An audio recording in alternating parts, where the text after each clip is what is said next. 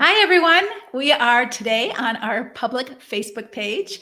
Coach Leanne and I are talking about the high price of being too nice. How many of you can sign up for that club, the Too Nice Club? Been there, done that. Been there, done that. Sometimes I'm still a nice person. I like to be nice, but I'm not too nice. I don't have to be. I still have the ability to say no. Karen, thank you so much for showing up and telling us that you are here. Give a shout out. Let us know you're here so that we can begin our conversation together. We don't want to just be talking to the air or talking to ourselves. So let us know that you're here. Hi, Lorene. Good to see you. Welcome others. Some of you, I see their names, some of I don't. So welcome to those of you who are showing up to our Wednesday afternoon. Is it evening? Wednesday evening. It's afternoon here in Phoenix, but Wednesday evening for those of you on the East Coast. Sometimes this is a better time for people. Sometimes it's not such a good time for people. So hopefully you will be here. Christine is here. Amy's here. Welcome, welcome, welcome. We're so glad you're here. Hi, Kim. So good to see you too. Glad you're here. So, yeah. At risk of being too nice in the moment, I just heard my timer go off. I totally forgot that I put dinner in the oven. I'm just going to be real. Okay, so we're real people here in this space. Will you please excuse me for 2 seconds so I do not burn my dinner? How many of you have dinner in the oven right now? And you just forgot that you were doing a Facebook Live today, huh? Well, no, I think my timer's been probably going off for about 10 minutes. Oh. So I'm going to just say a timeout here for a second, and I'm going to be right back. I am so sorry, y'all. I'll be right back. Go ahead. Okay. It's fine. So let's just talk about this. First of all, what is being too nice? What does that look like? Don't burn dinner, Kim says, for sure. For sure. We want to eat our dinner later so she can pull it out of the oven. What does being too nice look like? What does being too nice sound like or feel like for you? How would you know if you were being too nice? Because we all want to be likable. We all want to be gracious. We all want to be kind. But is that the same as nice? What's the difference? What's the difference between being kind and nice? Is there? What's the difference? What's the difference? What is being too nice? Let's define that. So, Leanne, we're talking about what defines being too nice and what's the difference between being kind and gracious and being too nice. Is there a difference? Oh, so what does that look like? I love it. I'm anxious to hear what our ladies have to say. Yes. And just in case that y'all are wondering, I did burn my pizza. So here's the deal. So I would say, as we're all coming into this space and keeping it real, nice is not a fruit of the spirit. Kindness is. Kindness motivates us to show up as our best selves and invite the Holy Spirit in. Niceness is socially driven. So I could have paid a really high price right now and been too nice and let the social driver of me worrying about what Leslie would think or what y'all would think if I got up and left, or I could potentially burn my kitchen down. All right, there's a high cost of being too nice. I could have dismissed the timer, my warning. Praise God, I put a timer on. And so out of kindness to myself and to y'all, so I wouldn't be fully distracted, I took care of myself instead of worrying what other people think. And I think, Leslie, for me, oh boy, let's just, keeping it real. Niceness, I can be worried about what other people think.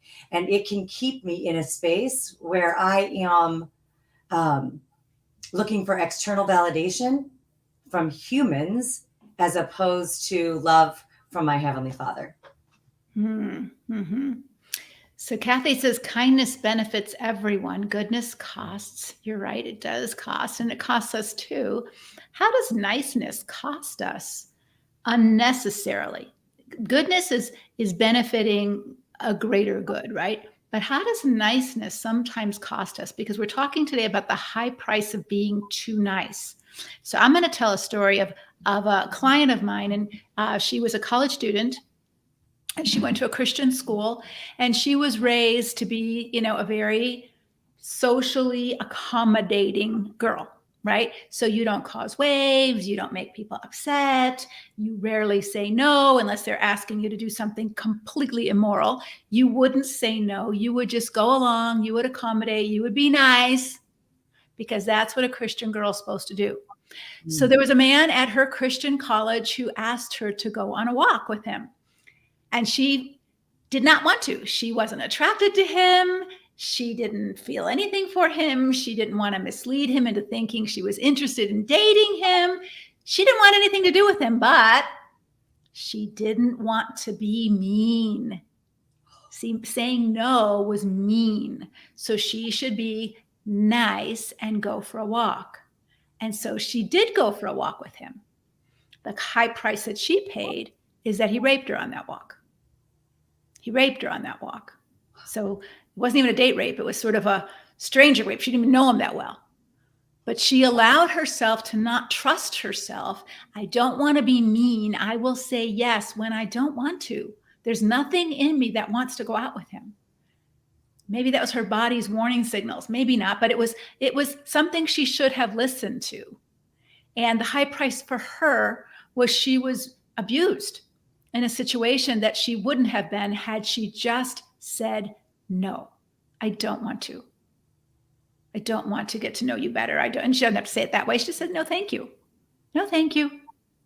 Can she say no, thank you kindly and not have to be nice? She didn't have a category for that. To her, it was either accommodate and be nice, or you're mean and selfish. How come is it we don't have this category for good women to be kind and say, no, thanks.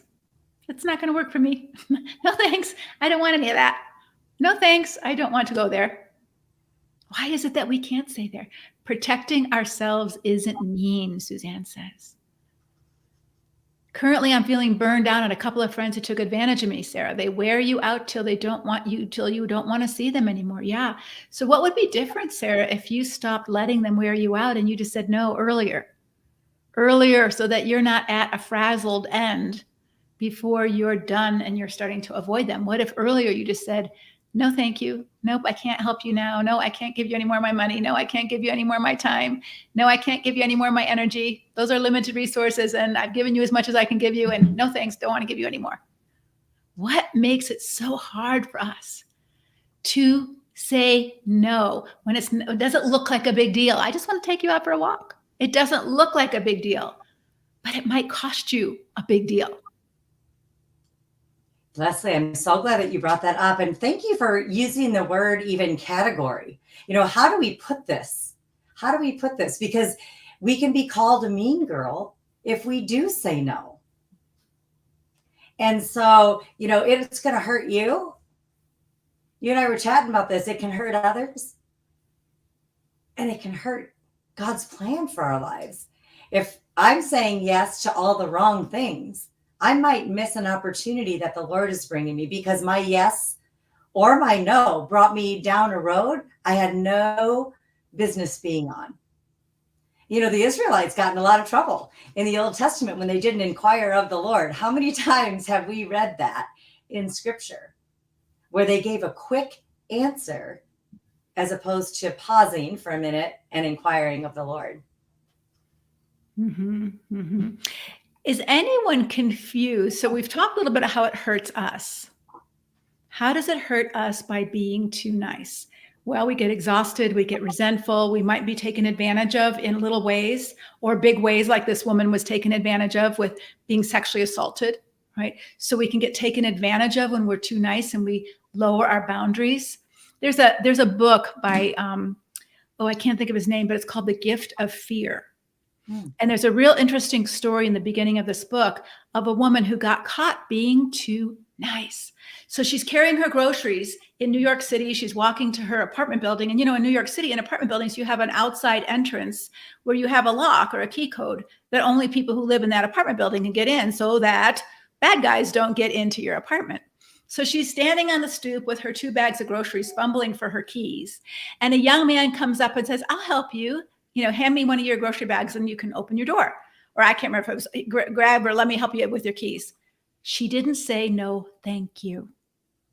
She felt like, oh, I'm being mean if I don't let him help me. What a nice guy. But there was something that felt off for her, but she didn't pay attention to that. So she let him open her door, and then he opened it and she walked in. And instead of saying thank you and grabbing her keys back, he said, here, I'll help you carry your groceries upstairs. At that moment, she should have said, no, thank you, because she still could have run out the door. But by the time he carried her groceries up to the store, now up to the second floor, now she's stuck. He's standing there and she's got to open her door. And she opens her door, and what does he do? He pushes her in, and you know what happens. Why don't we listen to our gut feeling that says, no, no, because we don't want to not be nice. And it feels so mean. But we hurt ourselves when we don't do that. How might we hurt others by being too nice? Leanne, do you have any stories of where you've hurt someone else? I have a few, but do you have any stories where you've hurt someone else by being too nice? Oh, I've hurt a lot of people by being too nice. And I think one way is I said yes when I should have said no.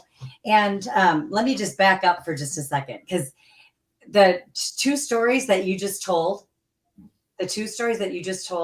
can bring up a lot for our listeners. So I just want to hold tender space for just a moment. And so we just see you and hear you if that was really hard to hear. It can cause. And don't blame yourself. You didn't expect that. We are taught to be nice. We're taught to be nice, and we feel guilty if we're not.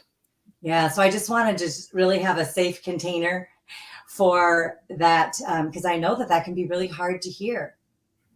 And so for me, I think when I have been too nice, I have said yes to projects, to serving when I didn't have time, space, or bandwidth in my schedule. I had zero margin.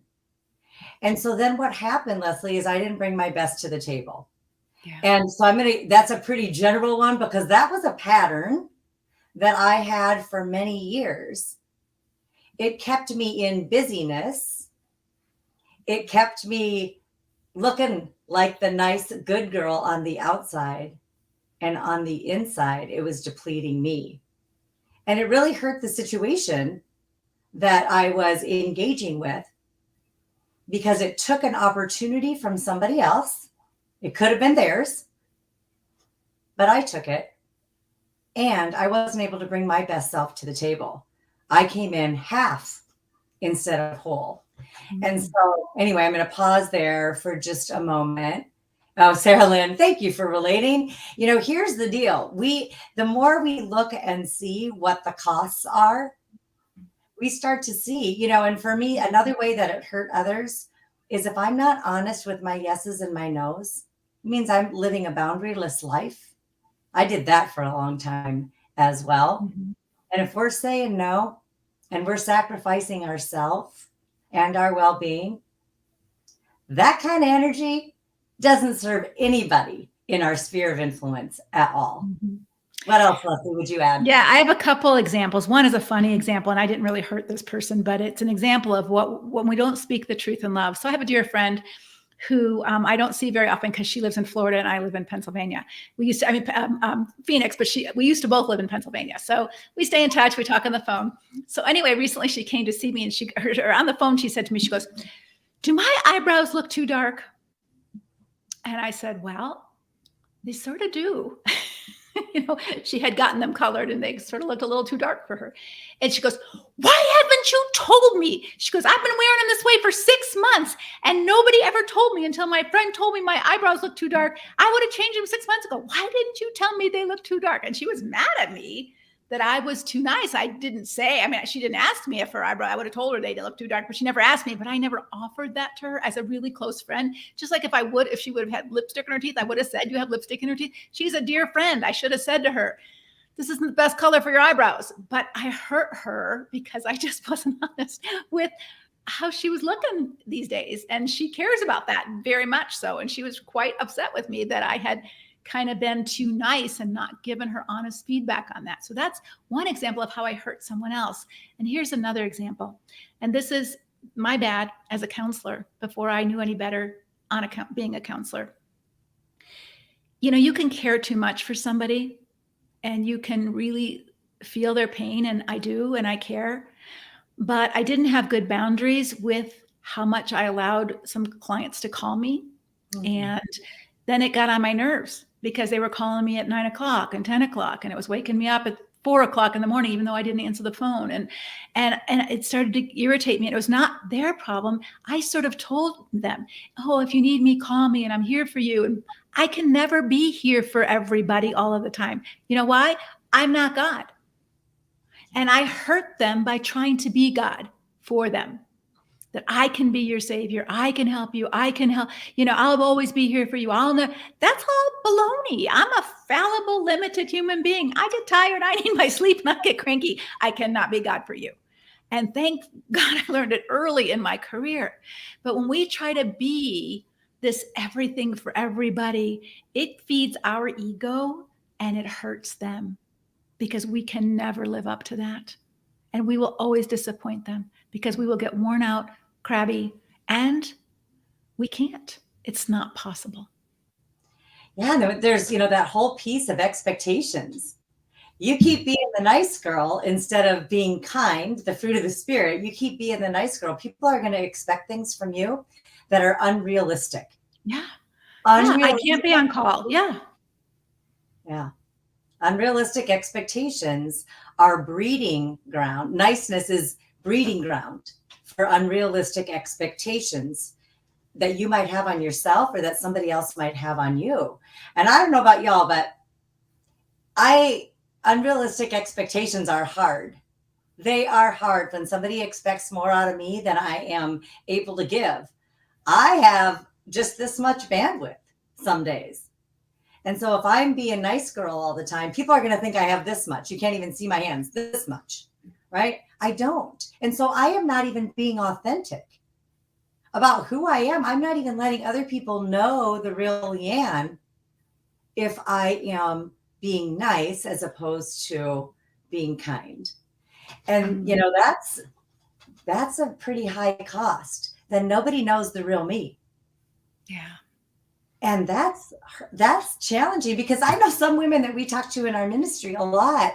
It's like, nobody really knows me. Nobody gets me. Nobody understands me.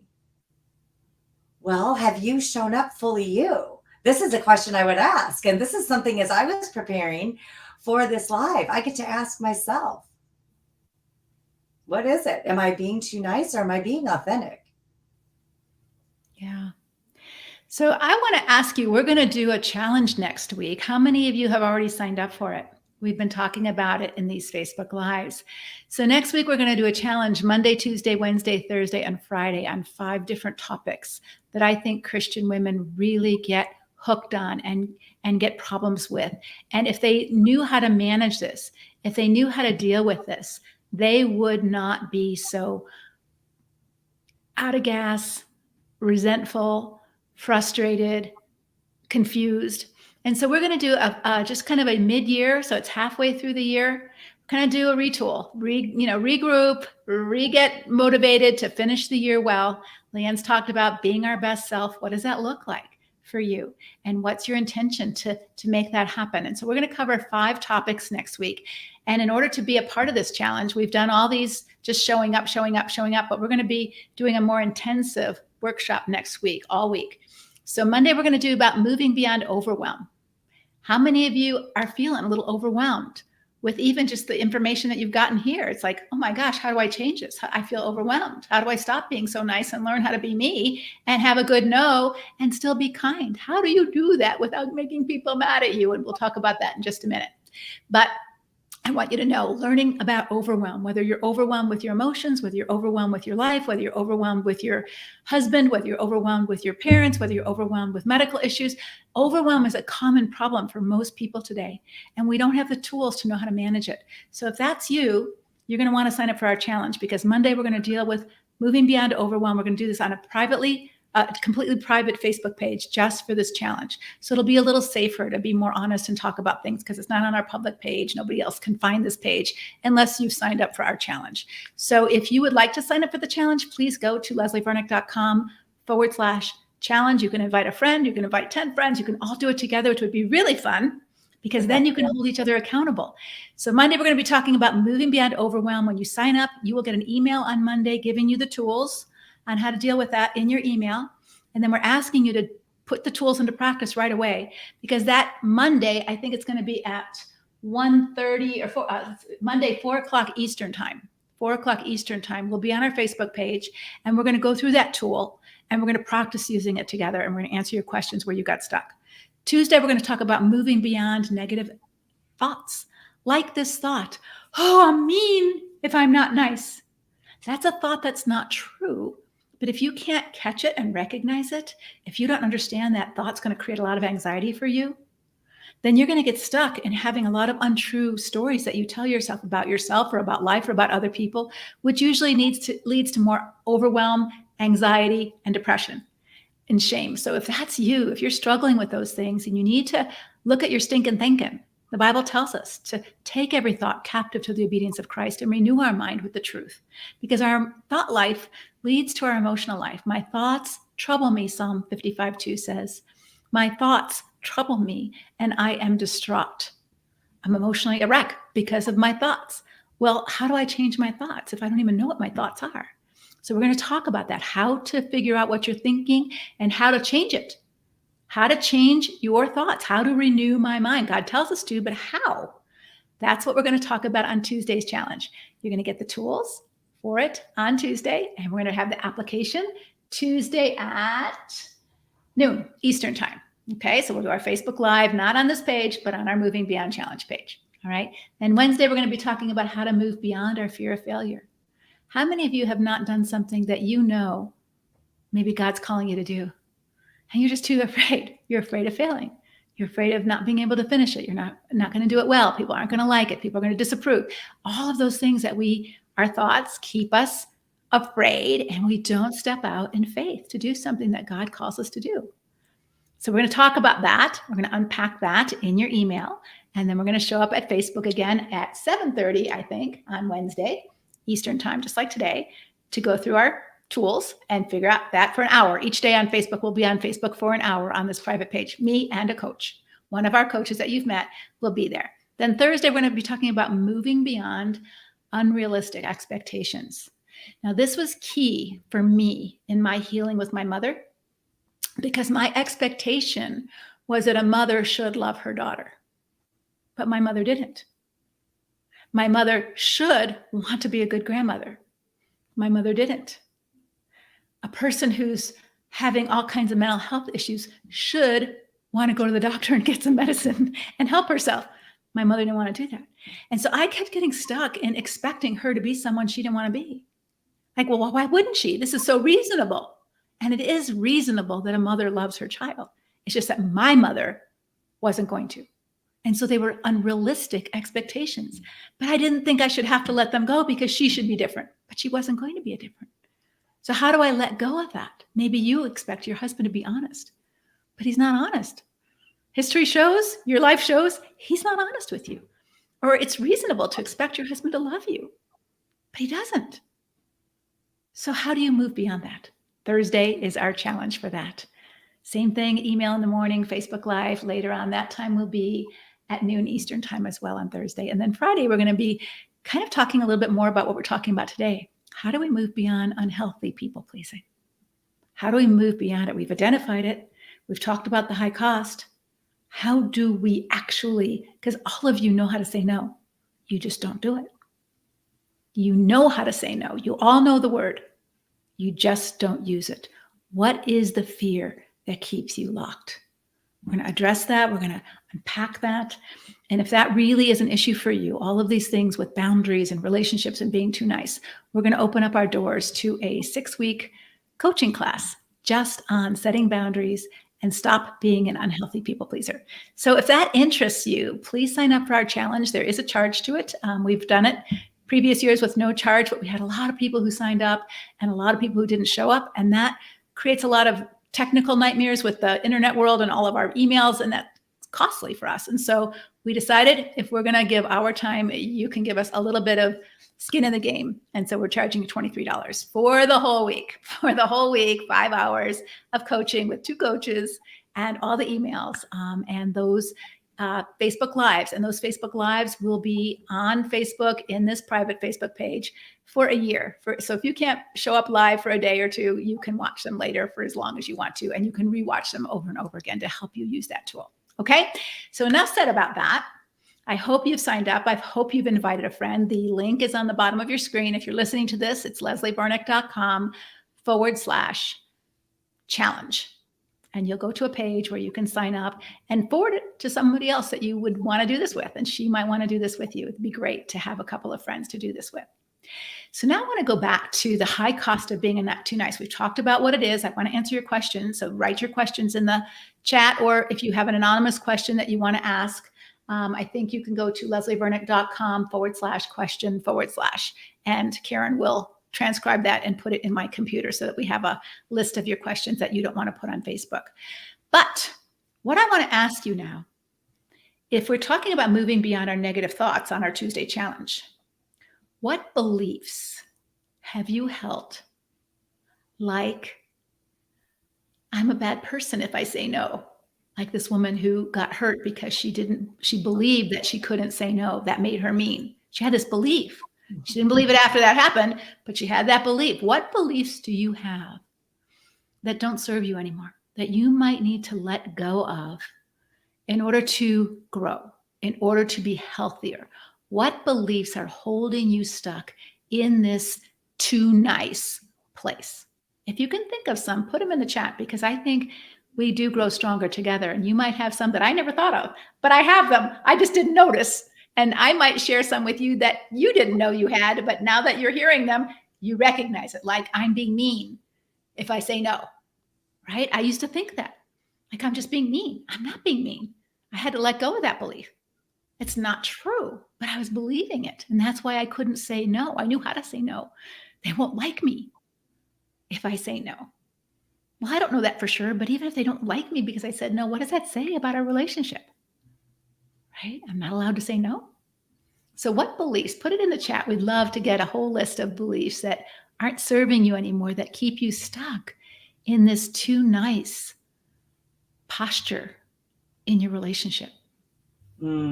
Maria just spoke about the one that bubbled up for me right away, and that is, I'm being selfish. I'm being selfish. And as a Christian woman, I'm supposed to be selfless. And so being selfless means I just do everything for everybody all the time whenever I'm asked. So that can be a belief that we hold. Love it. Yeah. What other beliefs? What other beliefs do you have? Like me, I'm not putting other people first. I should. We can get wrapped up in I should. And we say around here, listen carefully. I'm not saying a naughty word here, but stop shoulding on yourself.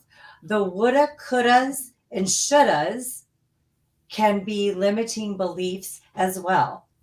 And so one thing, a limiting belief will really hold you back from even exercising your yeses and your nos, because you don't even think it's possible that people would love and appreciate you just for who you are.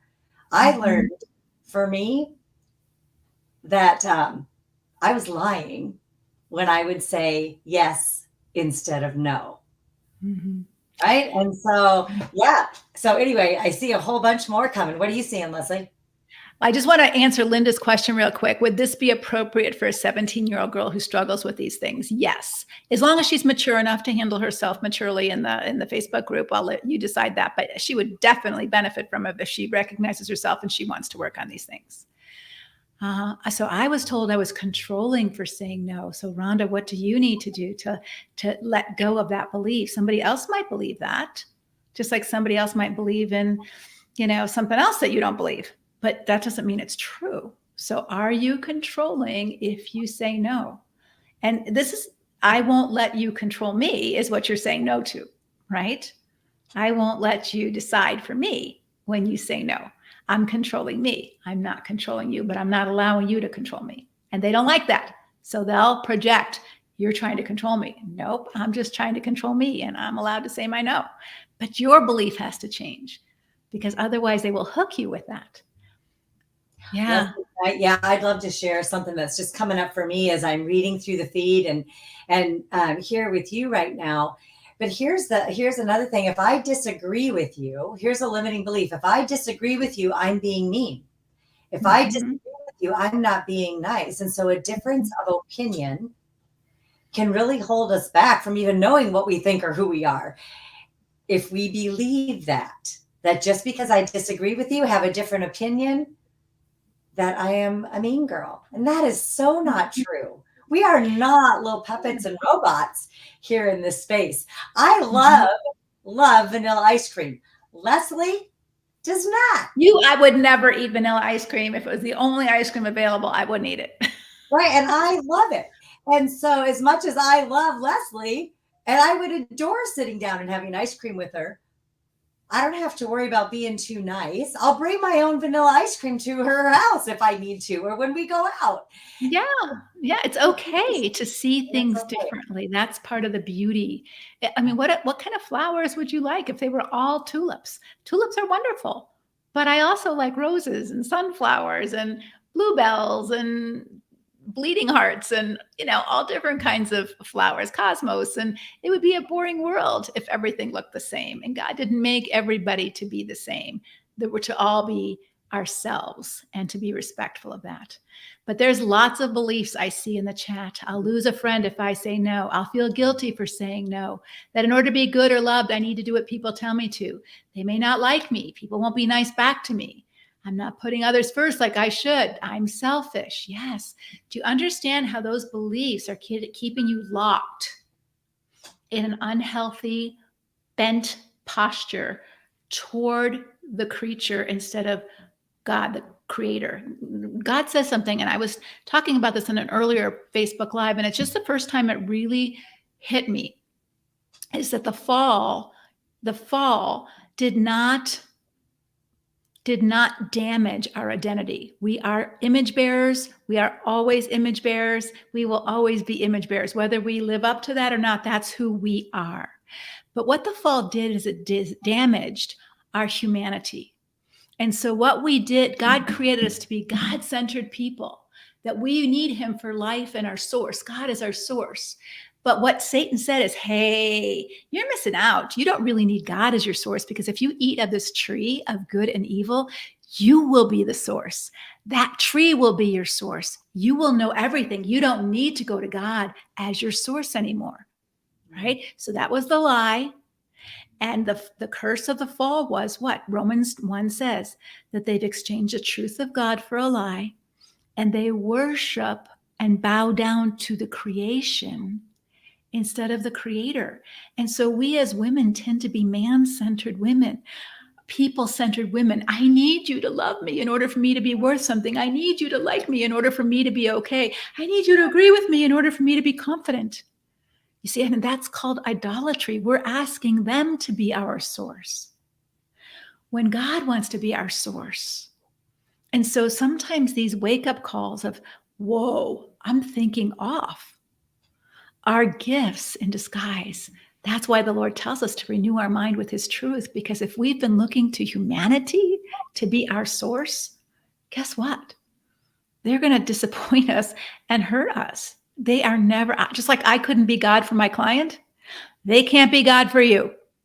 They can't be God for you. Don't put them in that place. And so allow them to be disappointed, because you don't need them with a capital NEED for your source. Oh, Leslie, that's so good. So good. Bring it, girl. This is something that we can't hear too many times. We can't hear too many times. And it's really hard to have honest, genuine connections with other people if we are being too nice. Yeah, Andrea said something really powerful. You said, Andrea, as a stay-at-home mom and wife, my unwritten belief was, whatever is expected of me is my job description. I did not question the expectations on me.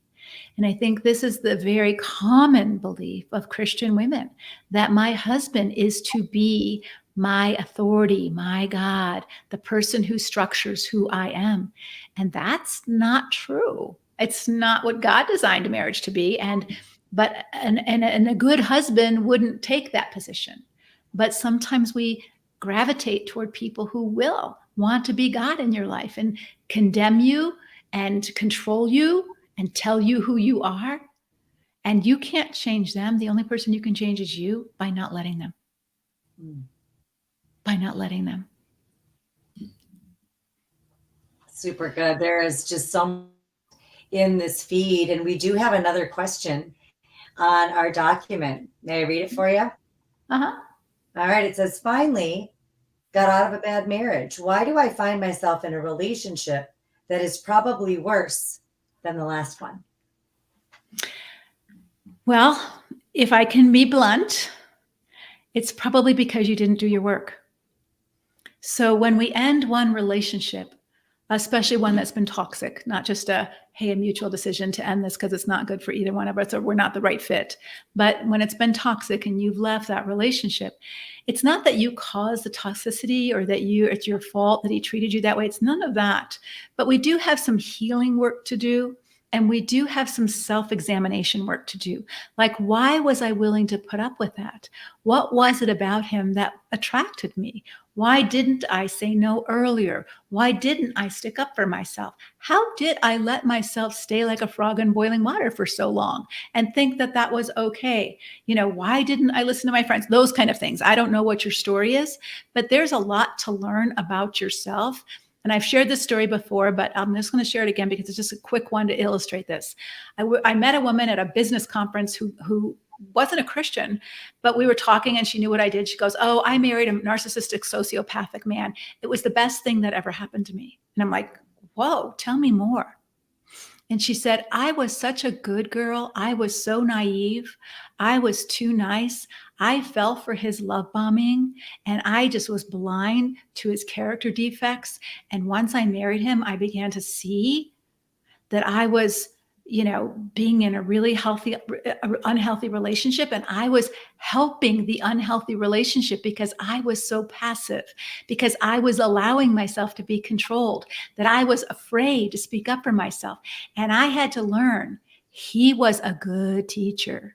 I had to learn to have boundaries. I had to learn to respect myself. I had to learn to stop looking to him to validate me. Those were hard lessons that she had to learn. But guess what? She probably never married another narcissist because she learned those lessons from the first time. And so what you don't want to do is jump into another relationship because I need someone to help me and take care of me and validate me and love me, and I can't stand to be alone. Well, if that's the truth about where you're at, these are really important lessons for you to learn to be alone so that you're not desperate to be with someone who you haven't vetted well because you're desperate and you can't stand to be alone.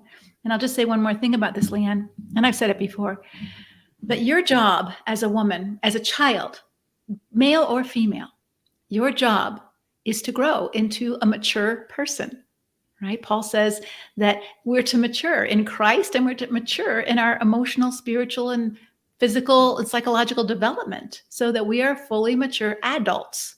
Like a caterpillar isn't mature. It's only the beginning of what God created to be. An embryo isn't mature. And even a baby is not mature. We would think it was crazy if a 10-year-old was still wearing diapers in school unless they had a problem, right? They're not maturing properly. And so I think females have not, Christian females and other females too, have not matured into full adulthood sometimes. That we went from our parents' house to our husband's house. We never had to fend for ourselves. We never lived alone. We never had our own job. We never had to earn a living. In fact, a lot of young girls even today say, "I just want to be a wife and mom." Okay, that's great. But what man ever says, "I just want to be a dad and a husband"? They know that to mature, they have to also have some sort of means of making a living. But guess what, ladies? You do too. You do too. There are no guarantees that some man's going to take care of you the rest of your life. An adult knows how to take care of themselves. And that's what we have to learn to do so that when we get into a relationship with someone, we have a healthy relationship because we're a healthy me and you're a healthy you. And then we can create a healthy we. But when I'm unhealthy, I'm going to tend to attract someone else who's unhealthy in a different way. If I'm passive and dependent, I'm going to attract a controlling person, right? Who looks like he's going to take care of me, but he's going to do it in an abusive way. Is that what I want? And so after a failed relationship, do your work, please. Do your work before you ever think about entering into another relationship. Leslie, thank you for sharing that and just being so direct about that. I know somebody here needs to hear that. And God's word, I'm going to just, speak what God's word says. And he says this in Romans 12:9. It says, love must be sincere. Love must be sincere. Hate what is evil, cling to what is good.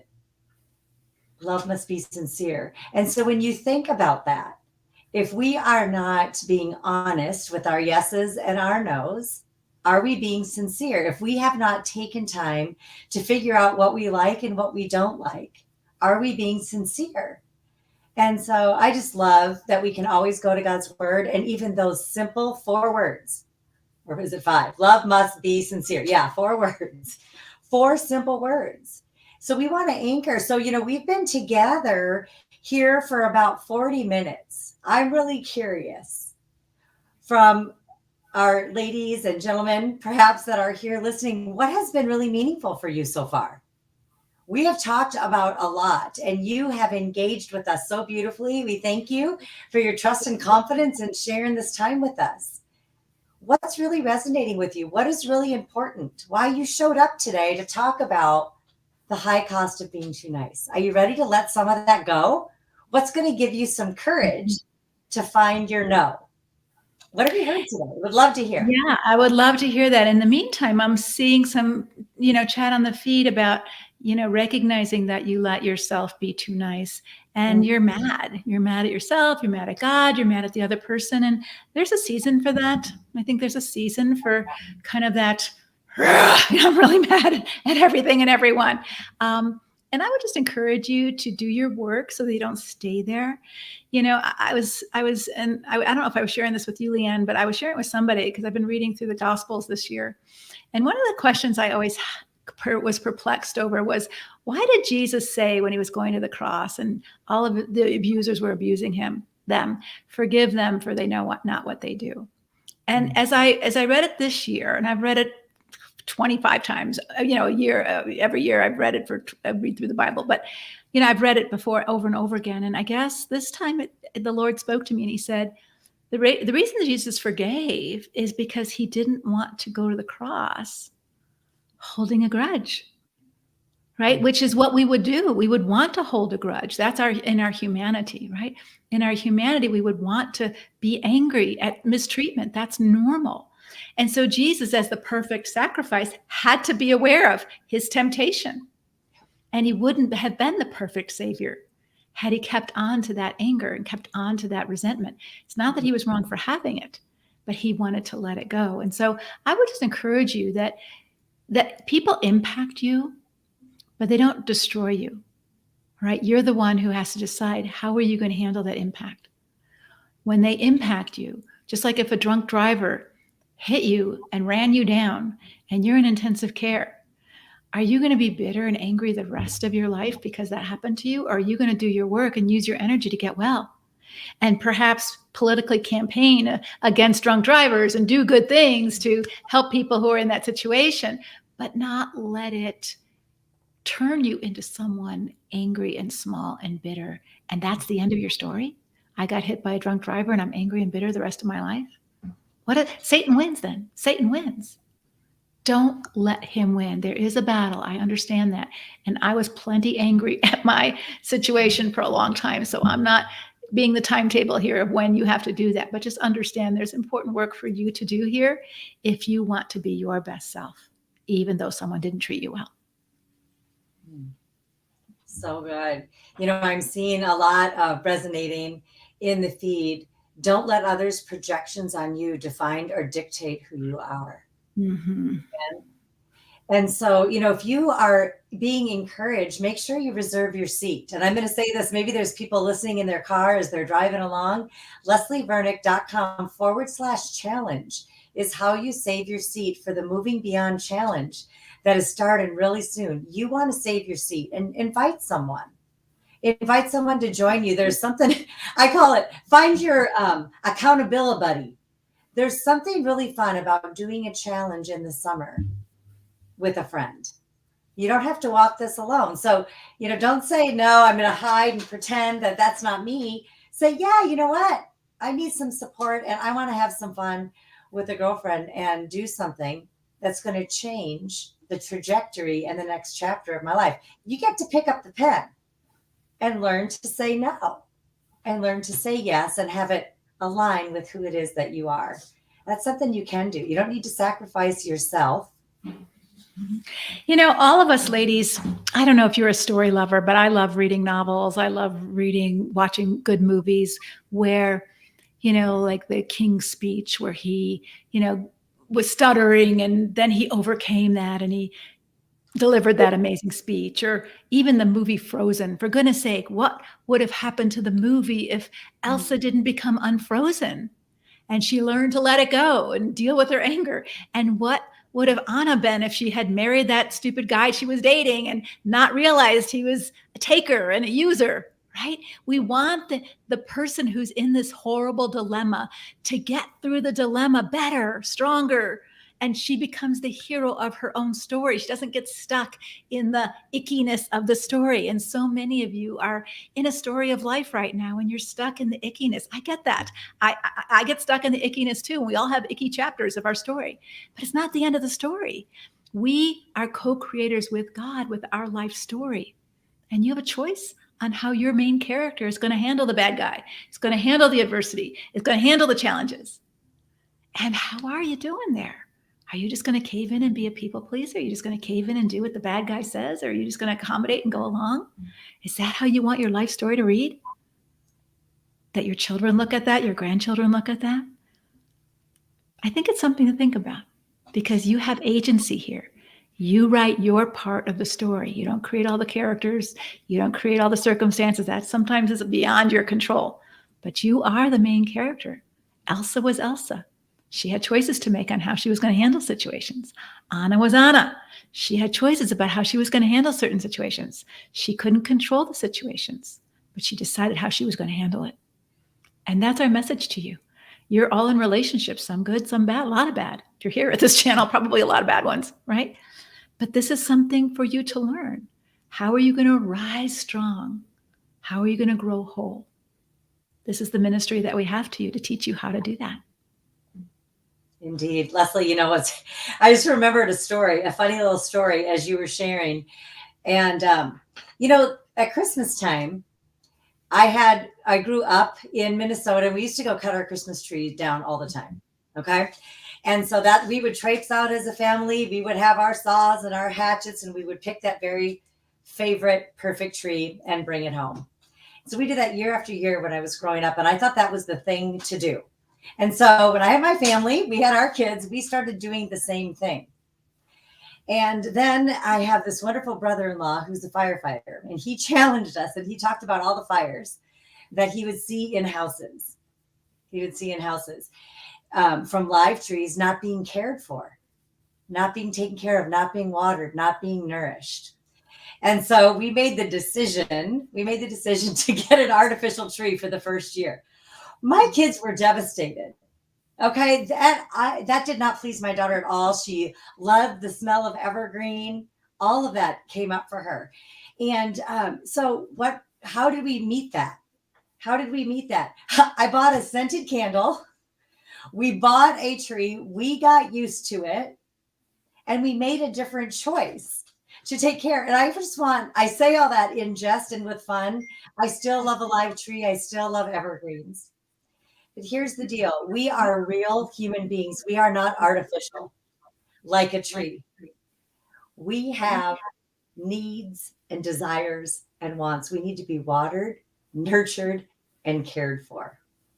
And so if we just pretend that we're artificial by hiding the best of who we are, we're not going to even give others the opportunity to care for us, to see us, to feel us, to smell us. Right? Just like that beautiful tree. And so anyway, that just came up for me thinking, you're not artificial, girlfriends. You're not pretend. You don't need to make believe. You can be the real you and let other people see you. And it's And that's the vulnerable. beauty of relationship, isn't it? Yeah. It is. It's vulnerable and it's risky and it's worth it because hiding the true you, the real you, behind expectations or fear that someone will reject you or run the other way can prevent you from so much goodness that the Lord has for you. And, yeah. In a previous Facebook Live, I don't think you were here, Leanne, but what we talked about ice cream, and I won't go into the analogy, but since Leanne brought up ice cream. So if Leanne loves vanilla ice cream, and so I decide to try to be vanilla ice cream because I know that's what Leanne likes. And I'm trying real hard to be this vanilla ice cream. Some of you are doing that to keep the man in your life. I'll be what he wants. I'll do what he wants. I'll say what he wants. I'll dress how he wants. I'll cut my hair how he wants. I'll try to be, because he likes vanilla ice cream. So I will morph myself out of who I'm supposed to be. I'm really pistachio, chocolate chip or whatever, but I won't be that. I'll just be vanilla because that's what you want. You're hurting him because you're allowing him to decide and define for you who you are supposed to be. And you're hurting yourself because you're not supposed to be vanilla ice cream. Vanilla ice cream. God didn't make you vanilla ice cream. He made you to be who you are. Your job is to grow. What would you think if a caterpillar tried to become a frog? It's not supposed to be a frog. It's supposed to become a butterfly. You can't be what you weren't designed to be. And so your job is to be the best chocolate ice cream, the best vanilla ice cream, the best rocky road, the best pistachio chocolate, whatever ice cream God made you to be, the best rose, the best sunflower. But a sunflower can't be a rose. You didn't get designed to be a rose. But if you try to be a rose, you're going to not do a very good job of that. And it's a lose-lose, because if they want a rose and you're trying to be a rose and that's not who you are, they're mad at you and you never know who you are and you never get the maturity that you're supposed to get because you're too busy trying to be a rose, which you're not. And so I use that metaphor in nature because nature is very fine with being what it was supposed to be. It's not trying to please everybody so that you'll like me. Oh, you don't like sunflowers? I guess I'll turn into a tomato plant. You don't like tomatoes? I guess I'll turn to watermelon. No, they're just being themselves. And those who like tomatoes, pick tomatoes. And those who eat watermelon, pick watermelon. Those who like vanilla ice cream, pick vanilla ice cream. And that's the beauty of real relationships. Because when you are truly yourself, someone will be drawn to that, right? You're not faking it because your being is authentic. People who love roses buy roses, and people who don't like roses buy sunflowers or to buy something else. And it's not that roses are bad. It's just they don't like them. So don't try to be what you're not just so someone likes you. Oh, Leslie, if we could just echo, that is so important. And this is so real. We're talking about real stuff here, real challenges that we meet. And, taking off of what you just said, I don't only like vanilla ice cream. There's only one kind of vanilla ice cream that I like. All right. And that's vanilla bean. It has to be vanilla bean. It has to have the flecks in it. Don't give me something that's just creamy. Okay. Don't give me French. Don't give me anything else. I want vanilla bean ice cream. And so getting very clear, that's part of our work to do. And that's something that we're going to do in this challenge, right? Moving beyond not knowing what your ice cream is. Do you even know what your flavor ice cream is? Do you know what your preferred genre of books are? Do you know what your, if you were to watch a movie, what is your preference? Do you know those things? Do you know your favorite color? Yeah, and here's some questions, Leanne. So this is really a good one along the lines. So love others as you love yourself. As means, since, the same way, because so should we love others the same way we love ourselves? How well can we love our others if we do not love ourselves well? Love others as you love yourself. And this is a question you get to ask yourself. And I love you enough to ask you this question on a scale of 1 to 10. All right, the coach in me is coming out here for a minute. On a scale of 1 to 10, 1 being not at all, 10 being rock solid. Where are you on that trajectory of loving yourself?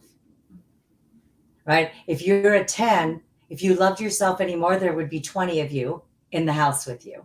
Okay. One is you're not loving yourself at all. You're not gently holding.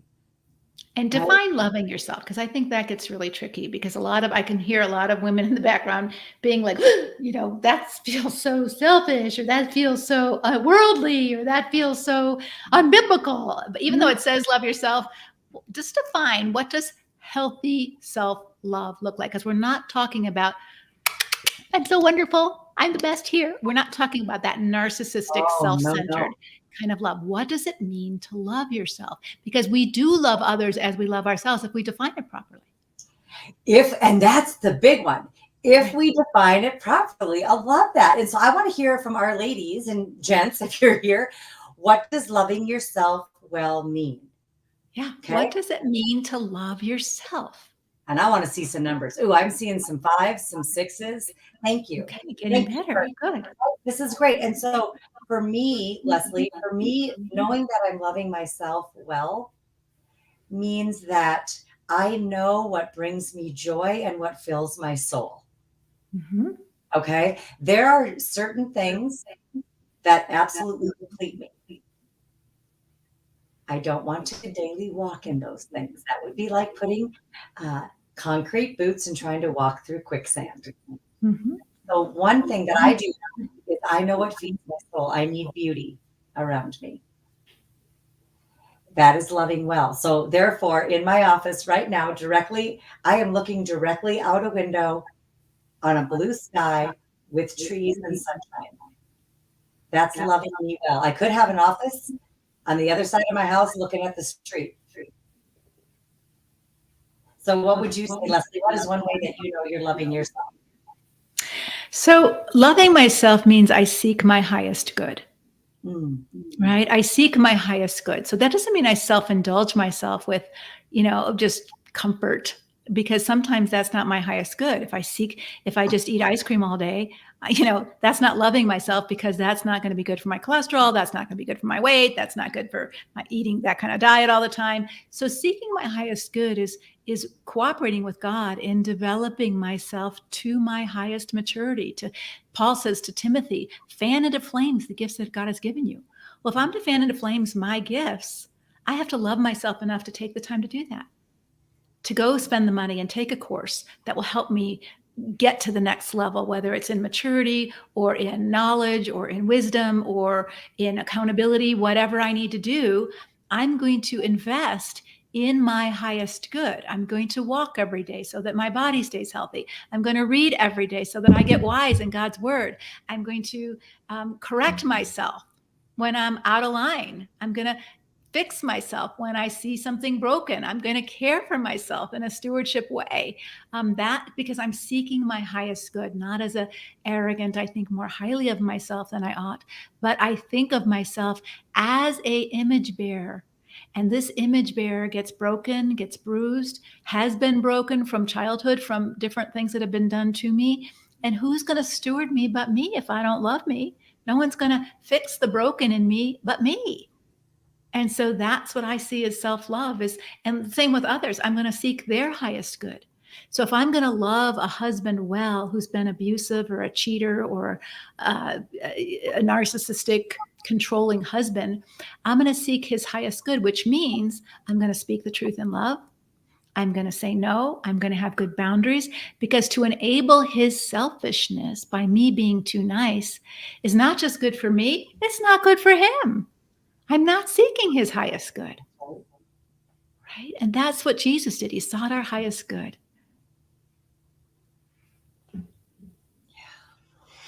I really appreciate everything. Is there an echo? I don't hear it. No. Oh, good. Well, I don't know. Y'all, the Lord called me to resiliency this month, and I've had all kinds of crazy adversities this month, and I could really let that get me down. And so part of loving me well is to keep checking in with myself. Yeah. Check in with the people around me that can see things that I can't see in myself. I have blind spots. And so I add that loving myself well is inviting other people into my life that can speak truth into my life. Yeah, just like my friend wanted me to speak truth about her eyebrows, and I didn't. Right. Silly thing, but if I were in public with Leanne and I had something about myself that wasn't my highest self, wasn't my best self, I hope she would tell me.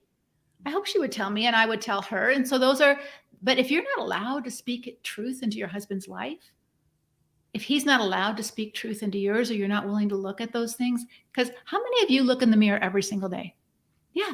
Guess what? Because the mirror helps us see ourselves where we can't see ourselves, right? Like I always have to look in the back of my head because I get little holes in the back of my head. And so I can't see that. I have to look in the mirror and look in the other mirror to see the holes I left in the back of my head when I finished combing my hair. So this is where we need one another so that we can see each other, and not just the holes in our head or the bad spots or the eyebrows that are too thin, but people have spoken life into me. Leslie, you're a good writer when I didn't believe I could write. Leslie, you're helping me when I didn't think I was helping someone, right? So giving you positive words of affirmation of who you are when you don't even believe them yourself. That's what we're supposed to do for one another.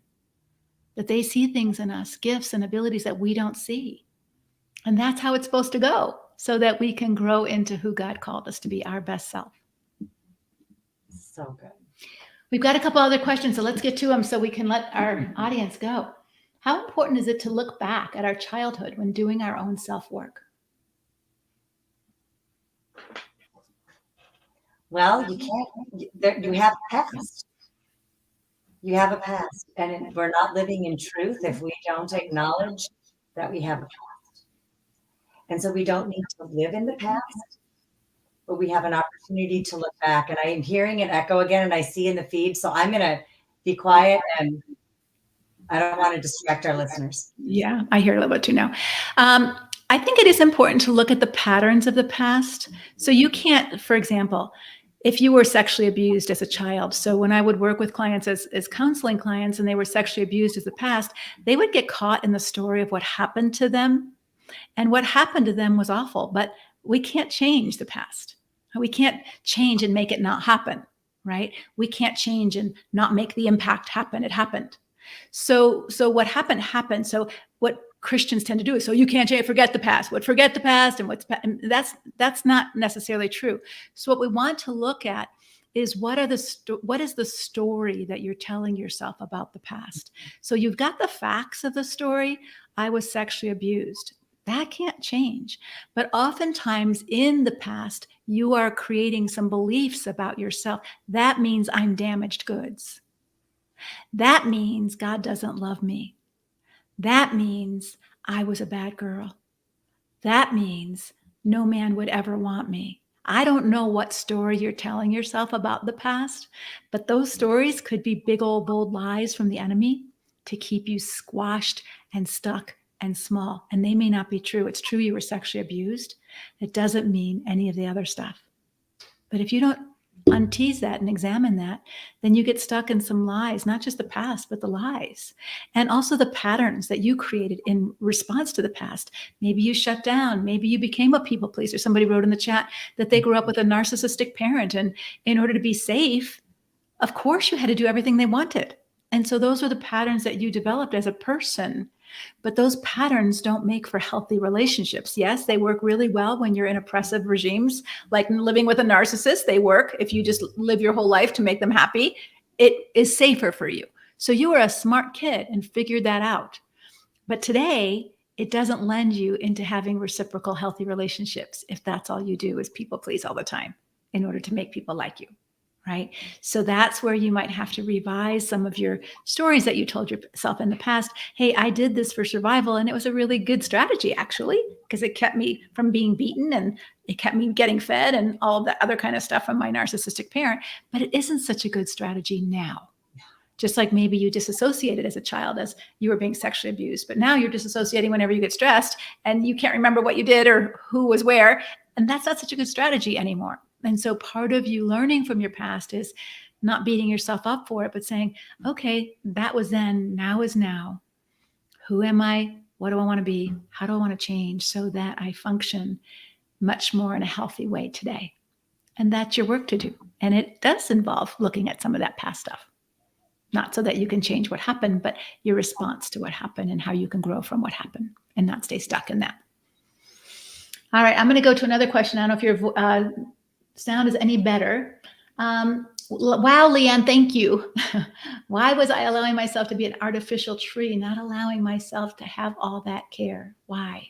Thank you. So this is a good question. We start asking ourselves why questions, and they can lead to some awareness, and they can also lead to rabbit holes that don't lead to awareness. So I just want you to be careful with why questions, because like, why this, why me, why did I do it? Sometimes we don't have an answer.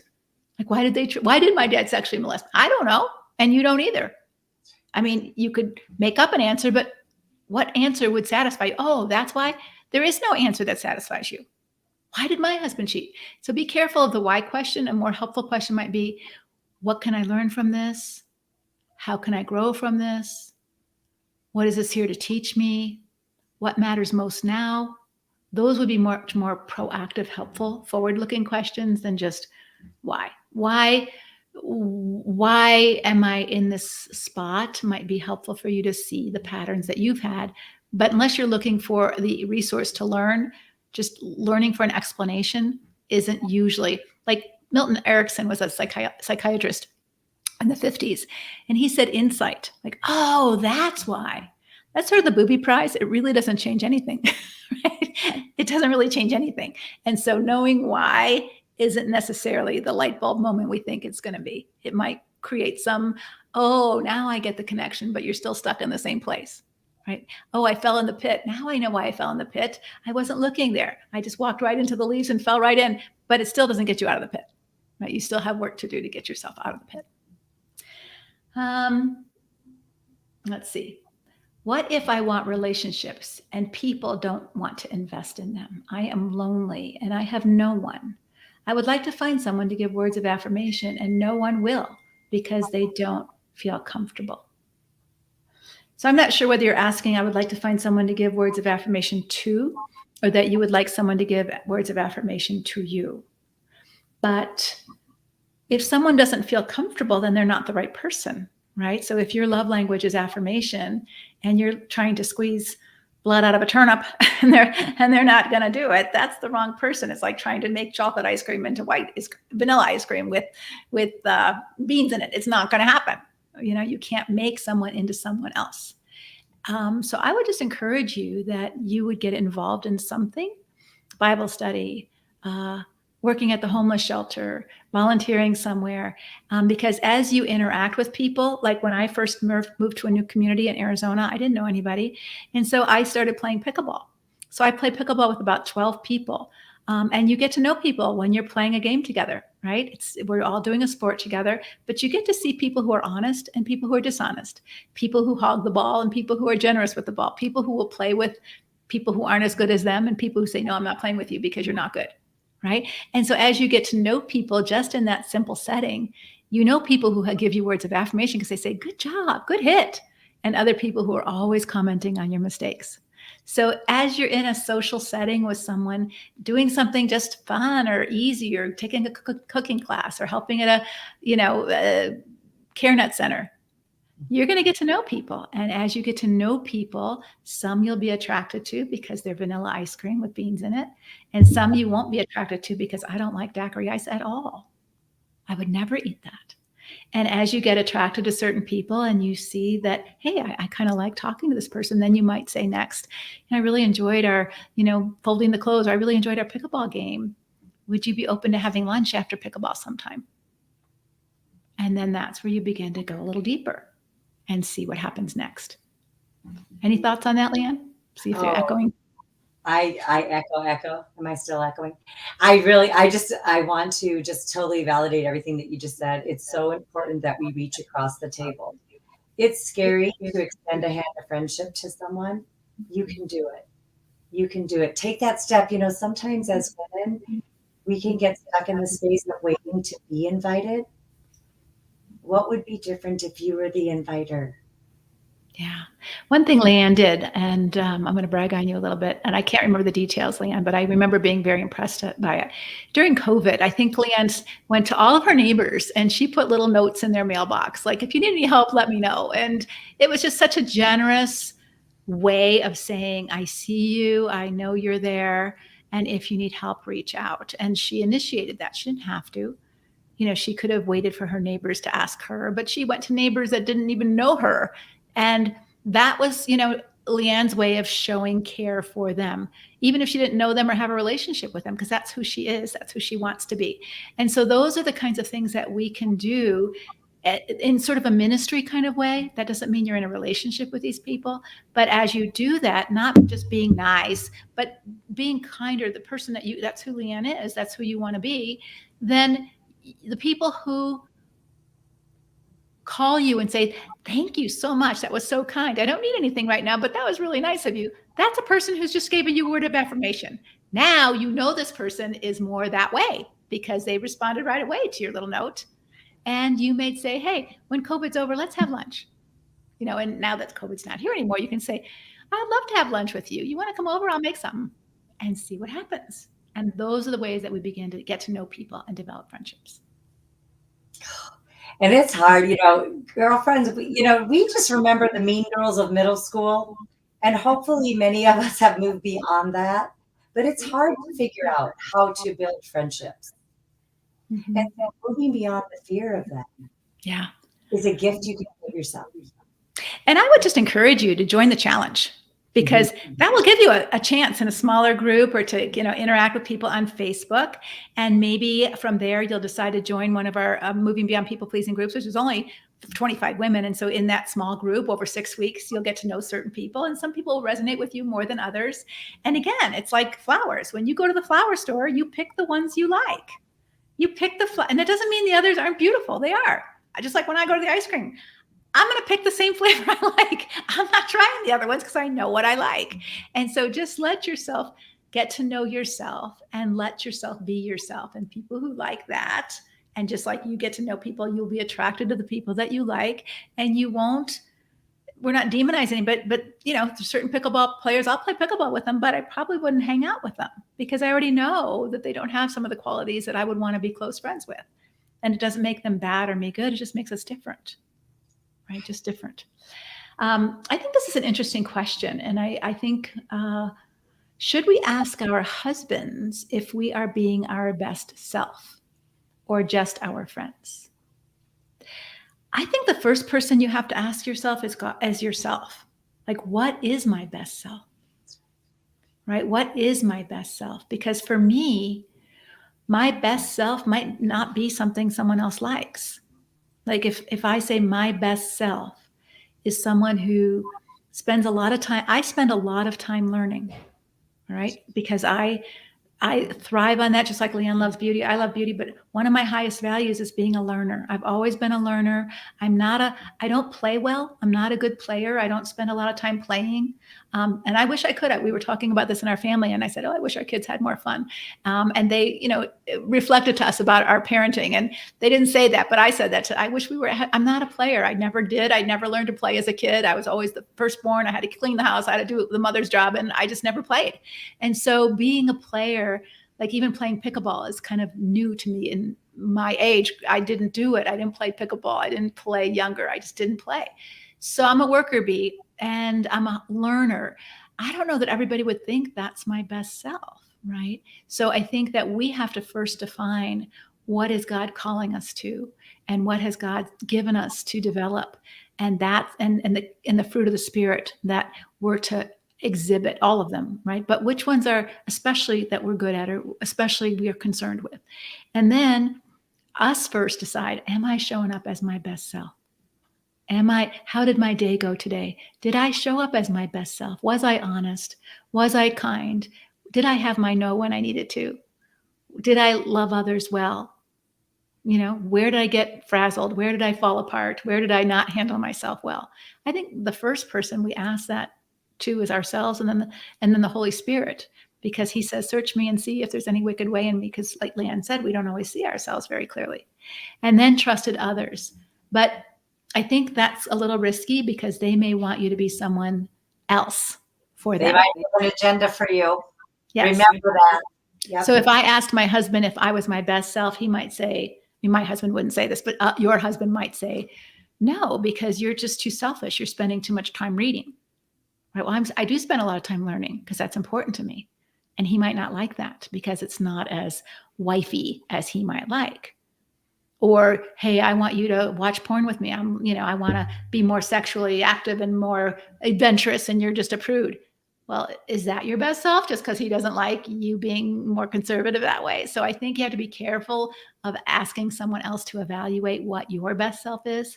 And listen to the criticism they give you, because the criticism they give you can be valid. Like if Leanne said to me, hey, Leslie, I don't think you prepared really well for our meeting, or you didn't prepare very well. I would take that to heart because that's a high value of mine, to learn and to prepare and to be wise. But if she said, Leslie, I don't think you're a lot of fun, I would say, you're right. I'm just not a lot of fun. I'm pretty boring. I think you're fun. You know what I'm saying? I'm just saying, I know my strengths and weaknesses. And if someone said something that was my strength, that was a weakness in a moment, I would pay attention to that. And if it was something that they said is a weakness that I know is a weakness, but I don't have a high value, like I need to develop that. Yeah, I'm not very much fun. And yeah, I have a hard time doing that by myself. I do that with Leanne because she's a lot of fun. I'm not a lot of fun. I'm pretty boring. But so I think that's where you have to be really careful. What are your thoughts on that, Leanne? Well, I just agree. And I think, Leslie, I really appreciated when you just said, I am a learner.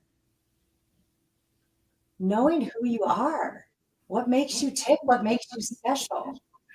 We don't need to be carbon copies of one another. And taking ownership over your strengths. And, as we think about looking back, looking forward, developing your strengths, that's a gift you can give yourself. And that's not navel gazing. That's not any of that. That is stewarding well the life that God has given you. Mm-hmm.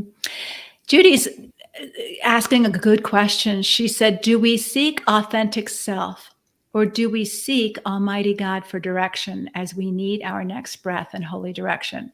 I think it's both and, Judy. Jesus says that if we seek ourself, we will lose ourselves. But if we seek him first, he doesn't say that we will just find him. He says we will find ourselves. And so I think he has created each of us in his image, but he's also created us all unique, as different as the bugs, as different as the flowers, as different as the birds. Human beings are also different. And he has created us with what he calls desires of our heart. And our desires of our heart are different than our emotions. Okay. Our desires of our heart are things that, like, I desire to be a wise person. Do I always feel like it? No. Sometimes I feel darn lazy. I don't want to read my Bible. I don't want to read my book. I don't even want to do anything important. I just want to scroll Instagram. What a boring, stupid thing to spend time on, but I do it. Right. And that doesn't bring me life. I actually feel worse after I do it. Not because I'm comparing myself, but I'm thinking, I just wasted a half an hour doing this and there was no value to it. All right. So if I wasted a half an hour reading a book that I learned something from, then I would say it was a good use of my time. If I'm staying up an extra half an hour doing that, I'm like, that was not a good choice. So I think we do need to understand who we are, what we're called to do, what God's asked us to do, what God's gifted us with. And that's a partnership with us and God. He doesn't just imprint that on everybody and everybody discovers it. I think that's a journey that we go on with the Holy Spirit. God, I surrender to you. Who am I to be? And if you think about the people that God called in unique ways, think of Gideon, for example. When he said, Gideon, you are a mighty warrior, in Judges chapter 6, if you want to look up the story. God says, this is who you are, Gideon. This is who I made you to be.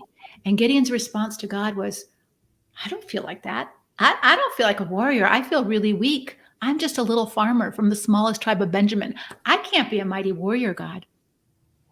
And God said, no, this is who you are, Gideon. He didn't say you will be this. He said, this is who you are. God always speaks to us in the present tense. You are holy. You are righteous. You are fully loved. You are forgiven. Not you will be forgiven when you get to heaven. You are this now. You are my beloved daughter now. Do I always feel like that? No, but it's what I want. That's the desires of my heart. What are the desires of your heart? What do you want the most? What do you value the most? What's most important to you? What's most important to me is not most important to some other people. So going back to your question, Judy, if everybody's to look the same because we all seek God first, then that's really not knowing who I am made to be. The Apostle Paul was very different than Peter, right?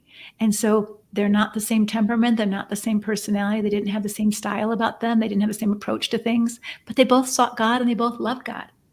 And so I think it's really important that we don't feel like everybody's to look the same. We're not all cookie cutter Christians, but it's that combination of, God, you have made me for a purpose. I am fearfully and wonderfully made, and my soul knows it full well.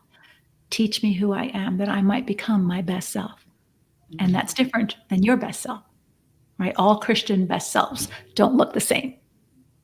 They don't all look like one big smiley face in the body of Christ.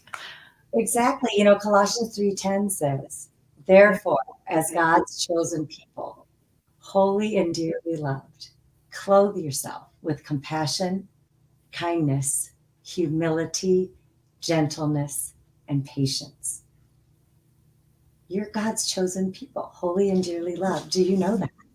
Yeah. And do you live in that best self sense? Or do you always feel like the not enough girl? I'm not enough. And if people in your life are always defining you as not enough or too much, you're too loud, you're too, they're trying to squash you into their version of you. Or you're trying to live into someone else's version of you. God said, I need you. And the butterfly doesn't look at the lion and say, what's wrong with me? I'm not enough. I'm not a lion. You're not supposed to be a lion. You're supposed to be the butterfly. And the sunflower doesn't look to the rose and say, what's wrong with me? You're so beautiful. And I'm just this so yellow sunflower. They don't do that. They just stand tall and do their thing. And that's, I think, where the mistake is in Christianity, is that we're supposed to all look the same, but we don't. Especially Christian women are all supposed to look the same. Men can look a little different, but all Christian women are supposed to be nice and do everything for everybody else and not have an opinion and not be too loud and not to be too extroverted. And it's a burden that we put on ourselves, and we put it on our daughters, and don't do it. God doesn't do it. Leslie, thank you for saying that. That is a deep pit that can keep us stuck. Please don't put that on yourself. It's time to remove all of that and start to reclaim what God has for you. Yeah. So I think there was one other question, and then we'll go. What if you are being your authentic self and someone you trust tells you you are being selfish? People really take advantage of niceness. So if someone accused me of being selfish, what I would do is I would ask them a curious question. Tell me more. All right. Because selfish is a very pejorative label. And so I would want to know what they mean by you're being selfish. Just like if my husband said, you're being disrespectful, I would say, tell me more. What am I doing that feels disrespectful to you? What am I doing that feels selfish to you? And you're going to be really quiet and you're going to listen, because what they tell you will give you information of whether you are or whether you're not. All right. So if my husband says, oh, you're being disrespectful, I'm not going to say, no, I'm not. I'm going to say, tell me more. What do you mean? What am I doing that's making you feel disrespected? And he might say, well, you're disagreeing with me and you're arguing with me. So I might say, so if I argue with you or disagree with you, that feels disrespectful? Because in my opinion, I'm doing it respectfully. But am I not allowed to argue with you? Am I not allowed to disagree with you? I'm supposed to think the same as you think. I'm supposed to want what you want. Is that what you believe is respect? So I would ask some questions about that. And if that's what he believes is respect, I'm not going to feel like I was disrespectful, because I don't believe that's disrespect, right? So if your husband or someone, your friend, says you're being selfish, and you say, well, what do you mean by that? And they say, well, I asked you to babysit my kids for the summer and you said no. Okay, so in order for me not to be selfish, I have to always do what you want? Is that what you're saying? Well, no, but you know how important it is for me to go to work this summer, and you're doing nothing. Why can't you babysit my kids? Well, I told you I could babysit them 2 days a week, but I can't babysit them 5 days a week because it would be too much for me. And I have some other things I want to do this summer. Well, you're just selfish. So if I don't do exactly what you want as much as you want, then I'm being selfish if I have some things I want to do. Is that what you're saying? So you're just going to keep clarifying so that they can reflect, well, I guess you're not being selfish, or they're going to continue to try to pressure you into doing what they want by labeling you as selfish. You're the one who has to decide whether that's true. Yeah, they don't You like have you. to. Yeah. It's great information for you. They're not appreciating that you are different than them. Mm-hmm. Yeah. And you're not allowed to be different from them. And so this is really important. Through conversations, we get a lot of information, and some of the information you might not like, right? Because if they say you're being selfish because you said no, what they're saying then is, hey, you're not allowed to have feelings of your own. You're not allowed to have desires of your own. Your job is to completely revolve yourself around making me happy. And you're not making me happy right now, so you must be selfish. And that's how they're defining that. And then you have to decide whether or not you want to be in a relationship with a person who thinks your sole purpose is to revolve yourself around making them happy. Because the person who's really selfish is them, right? That they want everyone to cater to their needs and their wants. And for you to say no is selfish. And there are people who believe that, and you're not going to change their mind. It's the person who you have to decide, do I want to play that game or not? And if I don't, and somebody mentioned in the chat that I didn't want to babysit my grandson and now I can't see him. So the punishment can be grave. If you don't play by my rules, you'll have a price to pay. And that's the reality of moving beyond people pleasing. And so I would really encourage you, if that's where you are and you're struggling in relationships with people and you haven't formed authentic, mutual, loving relationships, but not with everybody, but with somebody and some people, then that's something that you have to learn right now. How do I learn to do that?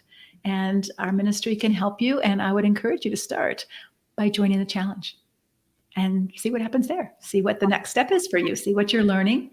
See how you're growing and how God has for you to grow and learn during the season in your life. Indeed. All right. So go ahead, Leanne.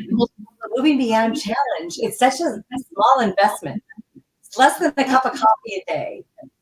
So save your seat, preserve your seat. You will be so glad that you did. You're going to get to journey with other women who desire to move beyond as well.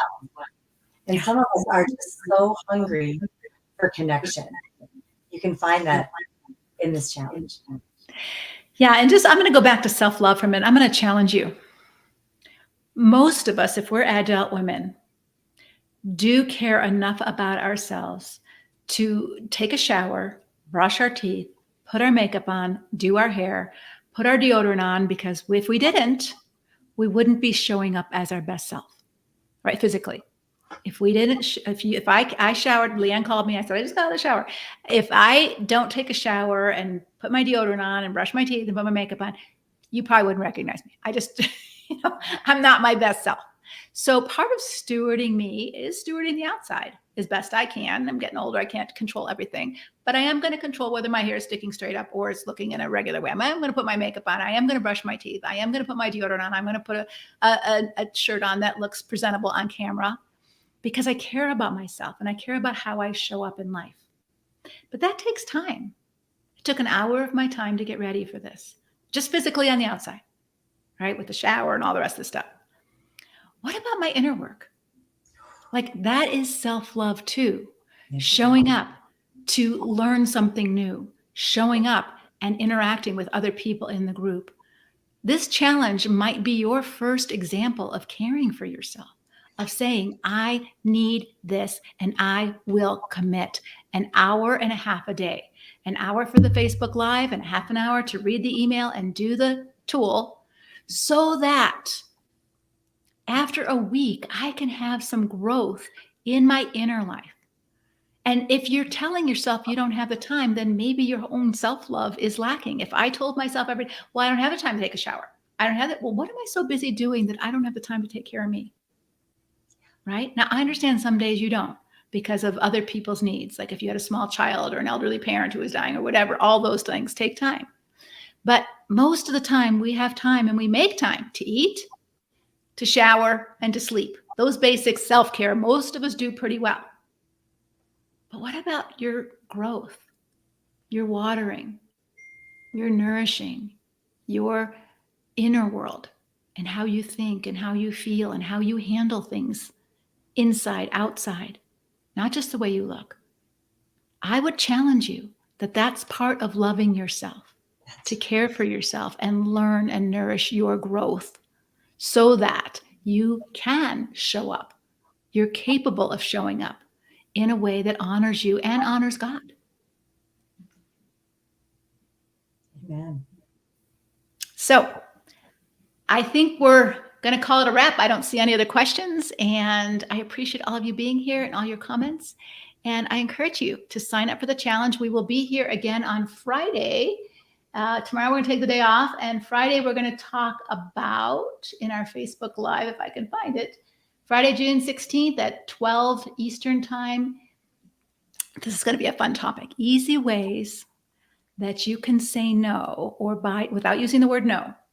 Easy ways that you can say no or at least buy time before you say yes. How many of you have been asked, like, oh, could you help out in the nursery? And like, I don't want to, but I don't know what to say. I don't want to say no, but I don't want to say yes. What could you say? How might you buy time? So I'm going to give you a whole list of things that you can say, the actual words that will buy you some time before you have to actually say no, or that you might not even say no, but the other person will know what you mean. All right. So we're going to give you some words to say no without saying the actual word no. If that feels too mean, too harsh, too strong, we're going to give you lots of other words, lots of other phrases that you might say, like, let me think about that. That would be one that might buy you some time. So that's one phrase that you could use. Write it down. Write down the phrases that we give you on Friday so that you have some tools when you get caught of having to say yes or feeling like you need to say yes and you don't want to. You know you don't want to, but you're not strong enough yet to say a bold no. What could you say to buy yourself some time? So show up on Friday, noon Eastern Time. And thanks, Leanne. I'm so sorry your sound hasn't been the perfect sound. We'll figure that out. But we'll talk soon. Take care. Sounds good. I'll see you Friday. All right. Bye-bye.